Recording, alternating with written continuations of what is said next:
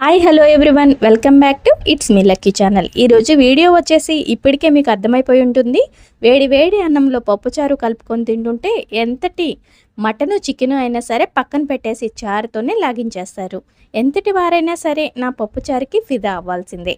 అబ్బో, ఈ పప్పుచారు అందరూ చేస్తారు, నువ్వే స్పెషల్ అని మాత్రం కామెంట్ చేయకండి. ఎందుకంటే ఈ నా స్టైల్లో ఒకసారి మీరు కూడా ట్రై చేసి చూడండి. చాలా అంటే చాలా బాగుంటుంది. ఇక లేట్ ఎందుకు, వీడియో చూసేద్దాం, వచ్చేసేయండి.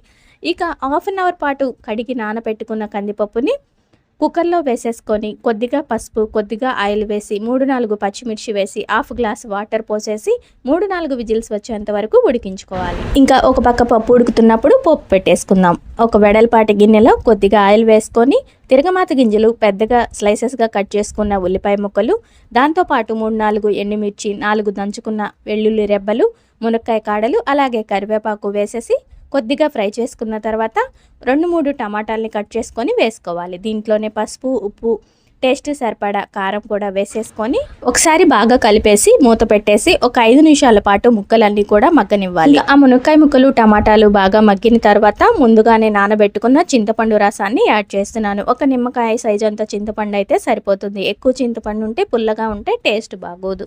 ఇక దానికి సరిపడా వాటర్ కూడా యాడ్ చేసుకొని మరొకసారి మగ్గనివ్వాలి. ఇంకా ఉడికిన కందిపప్పుని బాగా మెత్తగా పప్పు గుత్తితో మెదుపుకున్నాను.